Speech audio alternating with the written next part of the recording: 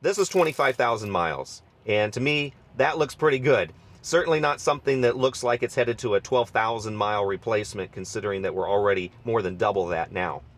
People say that Teslas and EVs in general destroy tires, that you'll get far fewer miles out of a set than you will with a gas car. Well, I got over 50,000 miles on my first set on my 2019 Model 3, and this Model Y here is sitting at 25,000 miles with plenty left. So what's actually going on? When I first started looking at these cars back in 2018, I kept seeing those headlines. Tesla's going through tires at 12,000 miles. I figured if it goes through tires, I'll just buy more tires. It's a great car, saving money in other places, and maybe that's just part of the deal. So I got the car, rotated the tires on schedule, kept the pressure where it should be, and I just drove it. And I enjoy the car. I don't abuse the tires, but I'll set myself back in the seat once in a while because it's fun. But pretty soon I passed those limits that people said I was going to hit.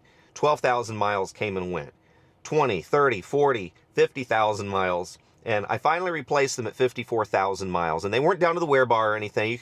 You could tell that it was time. So why then is there such a disconnect between what people say and what I've experienced? There's two main arguments that you hear over and over. Electric motors produce a lot of torque very quickly, and the cars are very heavy because of the battery. And most articles don't go in much deeper than that. They skip straight to the anecdotal stories about someone getting 12,000 miles from a set of tires. About a year ago, I mentioned this in another video. I did a review on my Model 3 at 85,000 miles, and I said that I had gotten 54,000 miles from my first set of tires. And that created a lot of discussion, a lot of comments. The majority of the commenters said that their experience was similar to mine. They agreed with me. They said that they were having similar experiences, that the EV tire wear thing was really just a myth. Now, the other part of the group thought that I was crazy. They didn't call me a liar, but they definitely indicated that they were going through a lot more tires than what I was. And they had a lot of reasons for that. They thought that I was the outlier, even though the majority of the comments were really in agreement with my experience. So there was this contrast that I just thought was really interesting. Same type of car, same type of tires, completely different results. And my first thought was, it's not really that the motor is always producing more torque, it's that it's capable of it. But how much of that torque actually gets applied to the tire really depends a lot on how the driver uses his right foot over that pedal. So if you accelerate the same way you would in any other car, accelerate at the same rate, the energy going into the tire, the friction, the heat, really should be pretty similar. The tire doesn't really care where the power comes from. It only cares how much energy is being put into it. And the same thing with the braking. If you're not smooth with your foot, that regen is going to kick in quicker, and you're effectively braking hard and late all the time, putting more load into that tire. So maybe it's not just that EVs have more torque, but how smooth the driver is with his right foot, given a car with more capability. And then there's the weight argument. So yeah, batteries are heavy, that's true. But what are you comparing it to? When you compare to similar vehicles in the same class, it's really often pretty slight difference. If you look at a BMW or Audi all-wheel drive, you're really not that far off. So yeah, the weight matters, but does it really explain the difference between somebody getting 12,000 miles on a set of tires or 50,000 miles on a set of tires? Now I want to show you what 25,000 miles of wear actually looks like on a set of these tires. So I've got a 21 millimeter socket, the impact wrench. I have two floor jacks here, and the floor jacks have one of these pucks on them. This sits between the car and the jack. Use jacks that you trust on this thing. Don't get under the car because there's no place to put a jack stand under there with the battery. This is the Hankook Ion EV tire that came with the car. This was developed in conjunction with Tesla. I've rotated these as recommended every 6,250 miles. And I've kept them at 42 pounds. Though recently I have gone up a couple pounds just because I feel like the edges are wearing maybe a little out of sync from the center compared to what I might otherwise expect. And I'll add that I use FSD almost all the time with this car. This is 25,000 miles, and to me, that looks pretty good. Certainly not something that looks like it's headed to a 12,000 mile replacement, considering that we're already more than double that now. I'd expect this tire to get close to 50,000 miles based on what I see so far. So you take a step back and you have to ask the question, what's actually different? Because something else has to be driving that difference, either something or someone. Could it be the way that someone is driving the car? people would bring up these other variables. Could it be environment, road surfaces, temperature? But I kept coming back to the driver. These cars are all quick. They are responsive. They're a lot of fun to drive.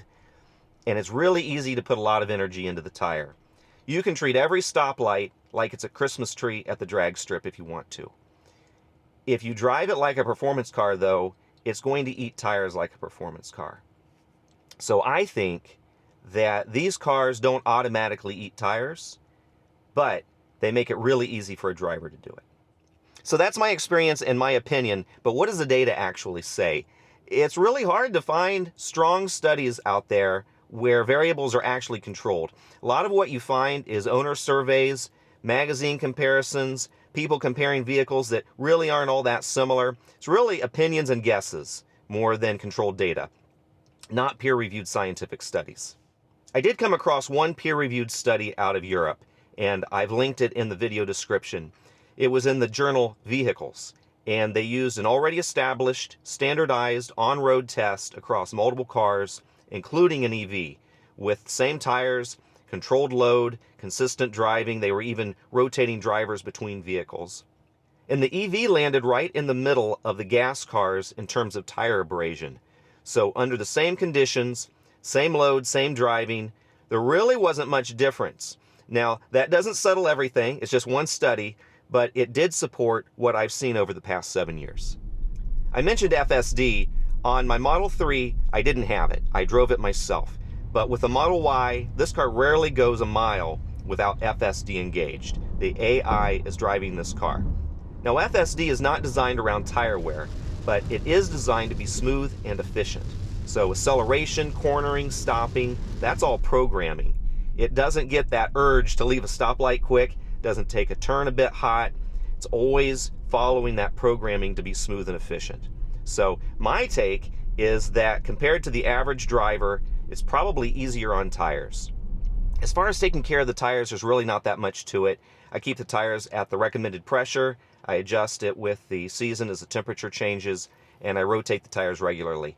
Every 6,250 miles is recommended, and you can figure that with that schedule, at 50,000 miles, these tires will have been on each axle 4 times. I do the rotations myself. It's just personal preference. One, I just don't want to take it to a shop. I have to make an appointment, stand in line to check it in. I have to wait on it. And I can just take it out in the driveway and do it myself in less time. I can clean the wheels and get the pebbles out of the tires, and it gives me a chance to inspect the tires with my own eyes. And also, I just like cars. Growing up, my dad had a few different types of race cars, and I like having my hands on a car. And this is one of the very few things left that I can do. It's about the extent of the maintenance on an EV. Now, I do want to say, and I mentioned my car racing background, have fun with the car. This discussion is all about tire wear. But do you really care? Do you really care that much? Did you really buy a car that does 0 to 60 in 3 seconds or 4 seconds or whatever your car does to have the same experience that you would with a cheap little compact car? Is it really worth maybe the couple $100 over the life of the tires to not have fun with it? I figure I save a lot of money driving this car on fuel and maintenance, more than I'd ever spend on tires. I don't feel like I hold back all that much, and I still get as much mileage out of these as I do with tires on any of the other cars that I've had. So I say go out and enjoy your car. Be aware of where the tire wear comes from, but go have fun with the thing. So I don't claim to know every variable about tire life on an EV. I do know that I've read a lot, and some of it makes sense to me. Some of it is not grounded in data. Some of it is opinions that is loosely disguised as fact, and some of it is total BS. But I do know my own experience over the past 7 years. 54,000 miles on the first set of tires, 30,000 and counting on the next. I've got 25,000 miles on this car, and I think that we're trending toward 50,000 miles. So do EVs wear tires faster than a combustion car? Not necessarily, but they do make it easier for the driver to wear them out faster. And I'll leave you with this. Don't believe all of the headlines and the clickbait out there on EVs and Teslas. They're just trying to make money off of us any way they can. So that's what I have to say about tire wear, and I'll see you down the road.